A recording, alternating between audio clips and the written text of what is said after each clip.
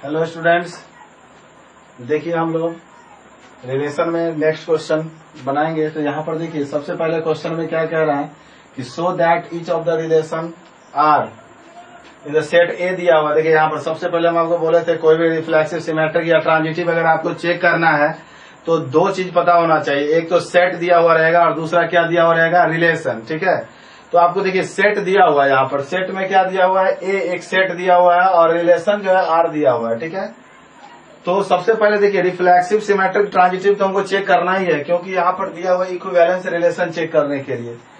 तो equivalence relation का मतलब है कि रिफ्लेक्सिव भी होगा, सिमेट्रिक भी होगा और ट्रांजिटिव भी होगा। ठीक है, उसके बाद देखिए इसमें क्वेश्चन का सेकंड पार्ट भी कह रहा है। सेकंड पार्ट क्या कह रहा है कि find the set of all elements related to one in each case.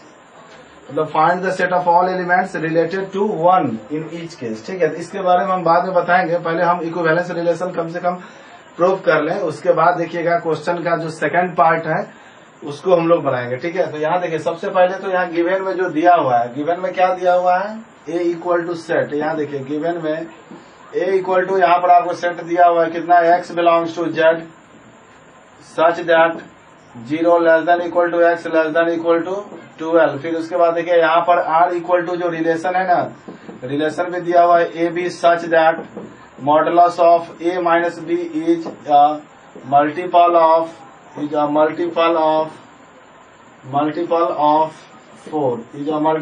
4। यहाँ देखिए फॉर रिफ्लेक्सिव के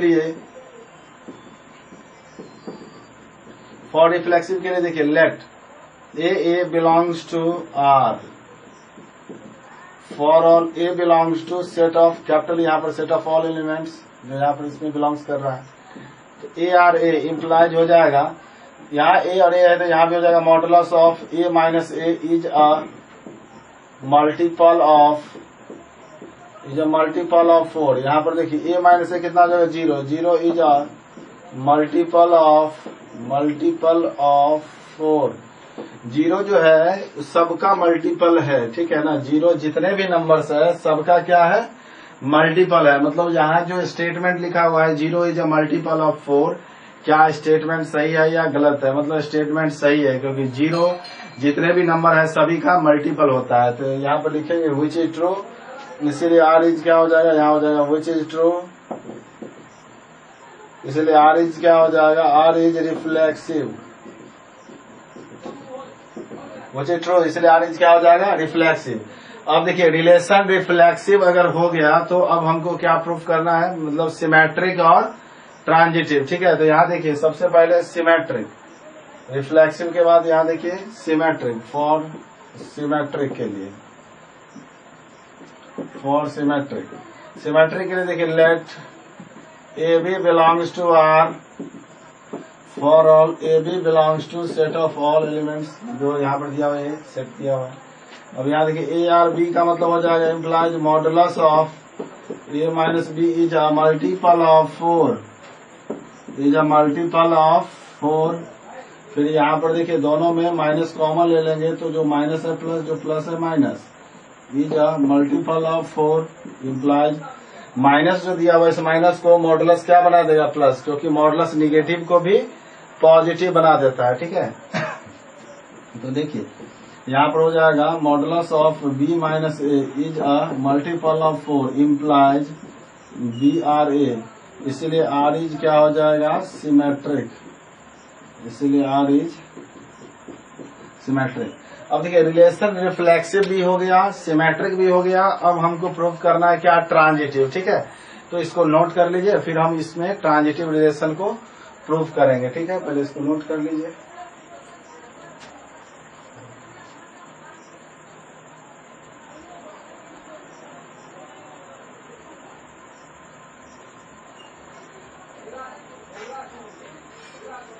देखिए अब इसमें ट्रांजिटिव रिलेशन यहाँ पर लिखिए फॉर ट्रांजिटिव। ठीक है, यहाँ देखिए फॉर ट्रांजिटिव में थोड़ा स्पेस चाहिए आपको, क्योंकि ट्रांजिटिव में थोड़ा बड़ा होता है प्रूफ करने में। देख लीजिए, देखिए फॉर ट्रांजिटिव, लिखिए फॉर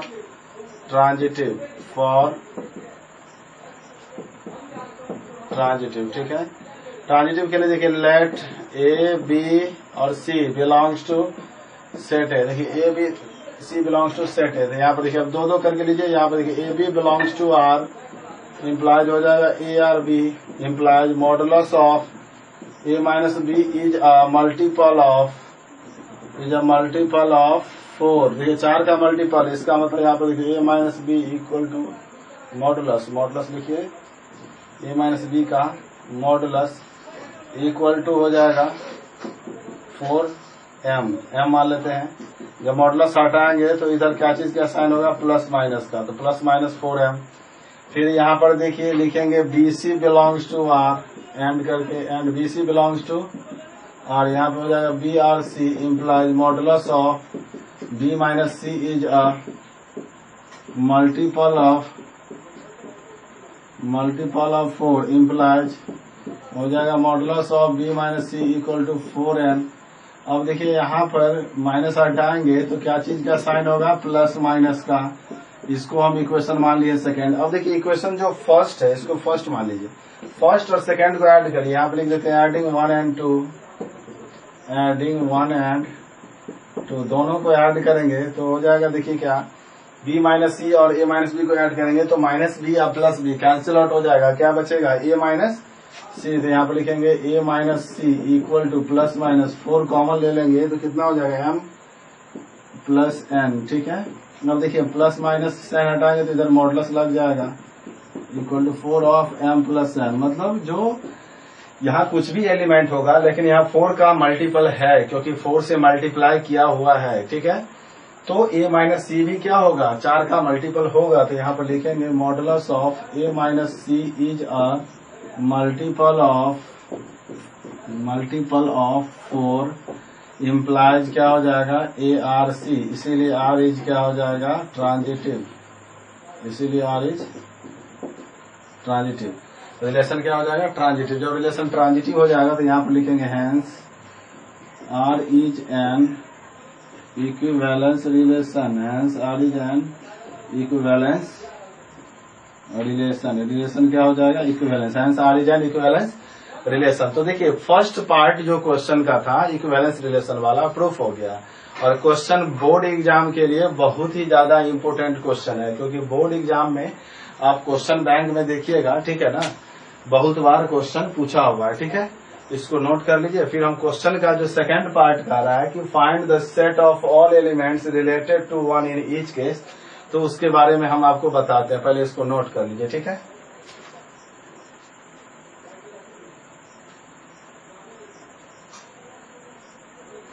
फिर देखिए क्वेश्चन का सेकंड पार्ट क्या कह रहा है question.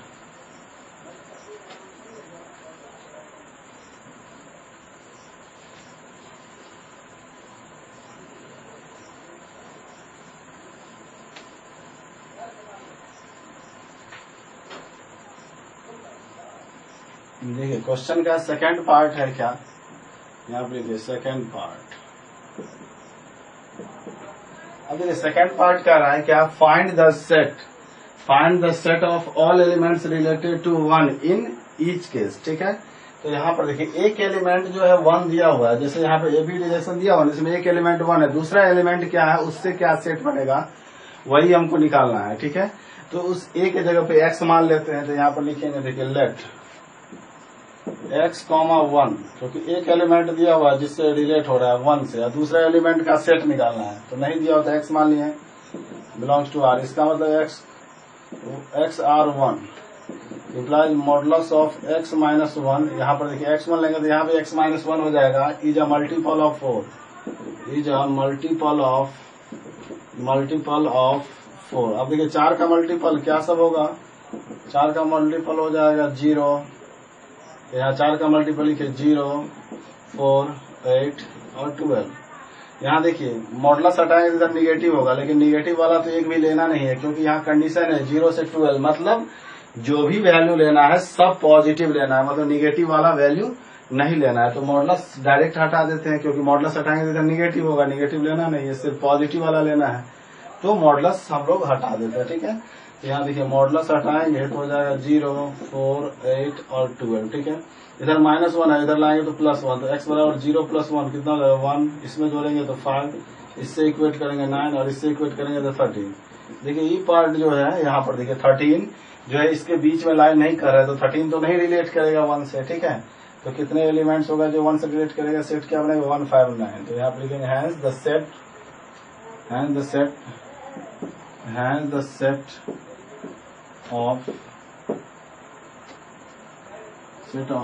set 159 is related to, hence the set 159 is related to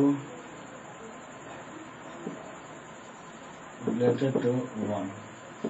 मतलब सेट का जितना भी एलिमेंट है 159 वो 1 से रिलेट कर रहा है। तो यही कह रहा था क्वेश्चन का सेकंड पार्ट, ठीक है। तो इसको नोट कर लीजिए। एक क्वेश्चन और बचा हुआ है, इसको भी हम लोग बना लेते हैं, फिर आप लोग जो रिलेशन टॉपिक है उसका क्वेश्चन खुद से भी बनाइएगा, और जो नहीं बनेगा हमसे पूछ लीजिएगा, हम बता देंगे, ठीक है। इसको नोट कर लीजिए।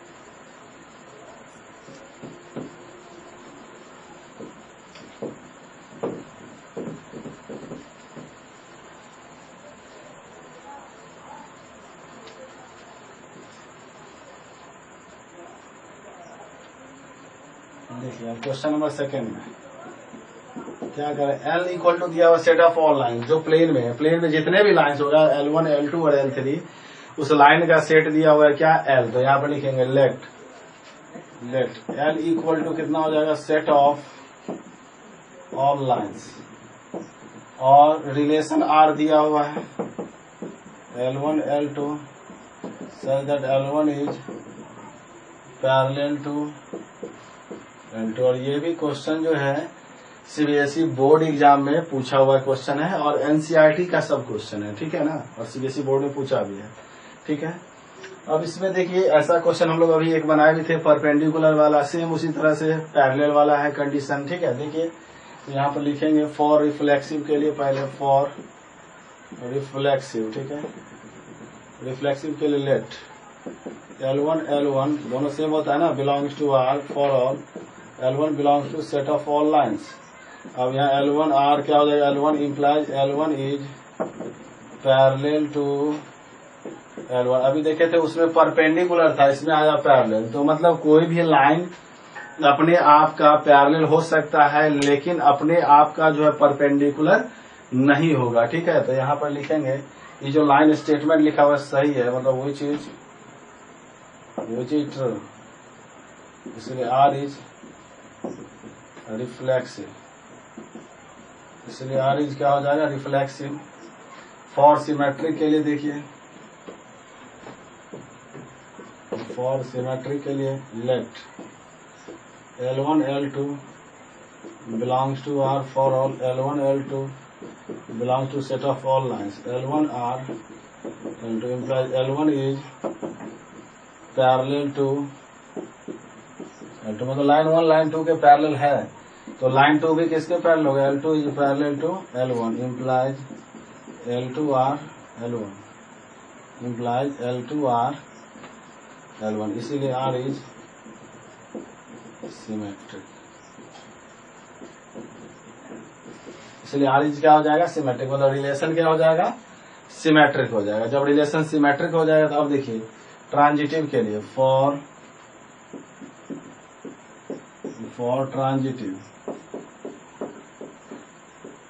ट्रांजिटिव के लिए देखिए late L1 L2 L3 belongs to L। अब दो करके लीजिए L1 L2 belongs to R, इसका तो L1 R L2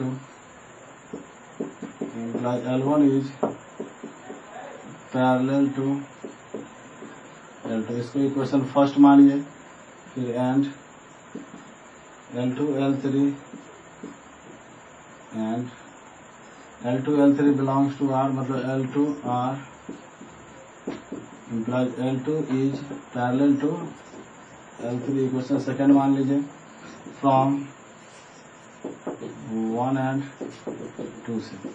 अब देखिए जैसे हम आपको बता रहे हैं ना, देखिए कंडीशन कि लाइन 1 है, ये लाइन 2 है और ये लाइन 3 है। अब यहाँ देखिए पूरा क्लियर दिख रहा है कि लाइन 1 लाइन 2 के पैरेलल है तो लाइन 2 भी लाइन 1 के पैरेलल होगा, मतलब सिमेट्रिक है। लाइन 1 लाइन 2 के पैरेलल है और लाइन 2 लाइन 3 के पैरेलल है, तो लाइन 1 भी किसके पैरेलल होगा, लाइन 3 के पैरेलल होगा, मतलब ट्रांजिटिव भी हो जाएगा। तो यहाँ पर लिखेंगे फ्रॉम 1 and 2 से implies L1 is parallel to L3 implies L1 are L3, मतलब L1 are L3, इसलिए R इज क्या हो जाएगा, इज ट्रांजिटिव। रिलेशन क्या हो गया, ट्रांजिटिव। जब रिलेशन ट्रांजिटिव हो गया इसका मतलब रिफ्लेक्सिव सिमेट्रिक ट्रांजिटिव तीनों हो गया, मतलब रिलेशन क्या होगा, इक्विवेलेंस रिलेशन हो जाएगा। तो यहां पर लिखेंगे hence R is an equivalence relation, hence R is an equivalence relation, मतलब रिलेशन इक्विवेलेंस हो गया। अब देखिए इसमें भी जो है क्वेश्चन का सेकेंड पार्ट भी दिया हुआ है, ठीक है ना। क्वेश्चन का सेकेंड पार्ट कह रहा है so that R is an equivalence relation के बाद find the set of all lines related to the line y equal to 2x+4, मतलब जो इस लाइन का जो इक्वेशन यहाँ पर दिया हुआ है, इस लाइन के रिलेटेड जितने भी लाइन का इक्वेशन लिखना है आप लिखिए। अब रिलेशन जानते हैं कि क्या चीज का होना चाहिए, पैरेलल का, और जानते हैं कि जब दो लाइन पैरेलल होता है, 11th में पढ़े होंगे, जब दो लाइन पैरेलल होता है तो दोनों का स्लोप क्या होता है, इक्वल होता है। अब देखिए लाइन का इक्वेशन क्या होता है यहाँ पर, पहले इसको नोट कर लीजिए, फिर हम क्वेश्चन का सेकंड पार्ट बता रहे हैं, ठीक है ना, इसको नोट करिए।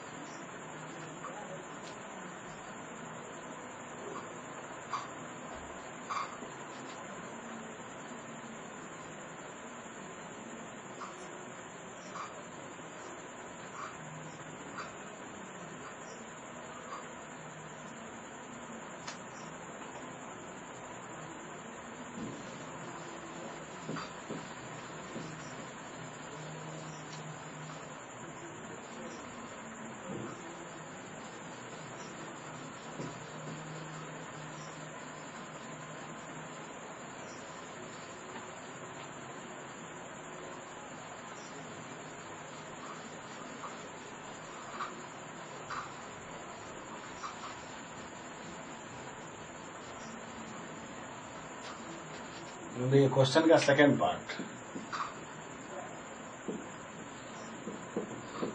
ये क्वेश्चन का सेकंड पार्ट। अब देखिए सेकंड पार्ट क्या कह रहे हैं क्वेश्चन में। सबसे पहले तो देखिए लाइन का इक्वेशन जानते हैं, y इक्वल टू होता है mx प्लस सी। अब देखिए m इक्वल टू क्या होता है, यहाँ पर स्लोप, ठीक है। और दो लाइन पैरेलल होता है तो यहाँ मान लीजिए if two lines are parallel then their slope is equal। यदि दो लाइन पैरेलल होता है तो दोनों का स्लोप क्या होता है, इक्वल होता है, और स्लोप जानते हैं यहाँ पर होता है जो x का कोएफिशिएंट होगा, ठीक है। तो उसी तरह से देखिए, तो यहाँ पर देखिए मान लीजिए y इक्वल टू 2x+4 है, तो इसके पैरेलल कौन सा लाइन होगा, y इक्वल टू 2x+, यहाँ 4 जो कांस्टेंट है, कांस्टेंट चेंज हो जाएगा, कोई दिक्कत नहीं है, लेकिन स्लोप सेम होना चाहिए। देखिए स्लोप सेम है होना चाहिए, ठीक है। तो ऐसा लाइन का इक्वेशन लिखिए, तो बहुत सारा ऐसा लाइन का इक्वेशन हो सकता है, y equal to 2x+3, y equal to 2x+5, y equal to 2x+1, y equal to 2x-3, कुछ भी लिख सकते हैं, लेकिन 2x होना चाहिए, क्योंकि स्लोप इक्वल होगा तभी लाइन क्या होगा, पैरेलल होगा, और पैरेलल वाला ही हमको रिलेशन इसमें दिया हुआ है, ठीक है ना, कि लाइन पैरेलल है, ठीक है। कह रहा है क्या क्वेश्चन में कि एक ऐसा लाइन का इक्वेशन लिखिए जो इस लाइन से क्या करे, रिलेट करे, और रिलेशन क्या चीज का होना चाहिए, पैरेलल का, ठीक है। तो यहाँ पर लिखेंगे, बस लैंग्वेज लिख देना है, the set of all lines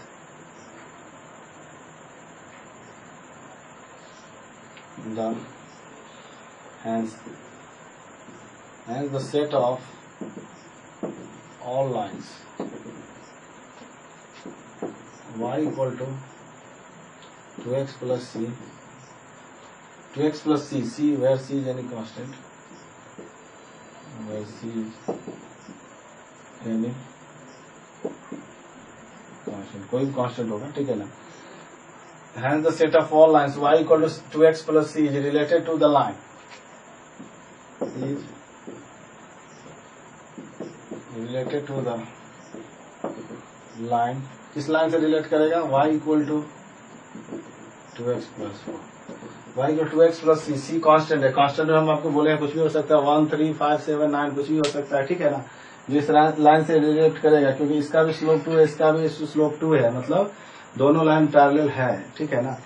तो इस तरह से हम लोग जितने भी रिलेशन में क्वेश्चन बनाए हैं, आप लोग भी खुद से अपना क्वेश्चन बनाइएगा, बहुत सारा क्वेश्चन दिया हुआ है एनसीईआरटी में भी, एनसीईआरटी रिलेशन टॉपिक का जो है एनसीईआरटी बना लीजिए, बोर्ड एग्जाम के लिए काफी है, ठीक है ना। इसीलिए एनसीईआरटी से जितना ज्यादा है बनाइए, प्रैक्टिस करिए, बस लैंग्वेज को जो हम बनाए हैं जिस टाइप से, लैंग्वेज को आप पकड़ लीजिए कि कैसे लिखना है, क्योंकि इसमें लैंग्वेज लिखना रहता है, ठीक है ना। तो लैंग्वेज अगर लिखना अगर आप समझ लीजिएगा तो आपके लिए रिलेशन टॉपिक आसान हो जाएगा। अगर लैंग्वेज लिखने में प्रॉब्लम होगा, जैसे लैंग्वेज अगर पकड़ने में प्रॉब्लम होगा तब आपके लिए हार्ड हो सकता है, ठीक है। लेकिन लैंग्वेज पकड़ लीजिए कैसे कैसे हमको लिखना है, जैसे रिफ्लेक्सिव कैसे चेक करना है, सिमेट्रिक कैसे चेक करना है, ट्रांजिटिव कैसे चेक करना है। तो इस तरह से अगर आप बनाते बनाते आप खुद से ज्यादा प्रैक्टिस करिएगा, पहले हम जो बनाए हैं उसको ध्यान से देखिएगा, फिर खुद से भी बनाइएगा, प्रैक्टिस करिएगा बार बार, तो आपको लैंग्वेज पकड़ में आ जाएगा कि लिखना कैसे है। फिर आप इसको प्रैक्टिस भी नहीं करेंगे तो आपको लैंग्वेज तो पता ही है, क्योंकि सेट दिया रहता है, रिलेशन पता ही रहता है, बस उसी को लैंग्वेज लेके अपना आगे बढ़ जाना है, ठीक है। तो इसको नोट कर लीजिए और जितना भी क्वेश्चन होगा आप लोग बनाइएगा। फिर हम नेक्स्ट जो टॉपिक है उसके बारे में हम लोग पढ़ेंगे, रिलेशन पढ़ लिए हैं तो नेक्स्ट देखेंगे फंक्शन के बारे में पढ़ेंगे, ठीक है। और एक टॉपिक और है बाउंड्री ऑपरेशन, तो बाउंड्री ऑपरेशन को सिलेबस से हटा दिया गया है तो उसको पढ़ना ही नहीं है। रिलेशन के बाद हम लोग पढ़ेंगे क्या, फंक्शन, फिर फंक्शन के बाद कैलकुलस स्टार्ट करेंगे, ठीक है। इसको नोट कर लीजिए।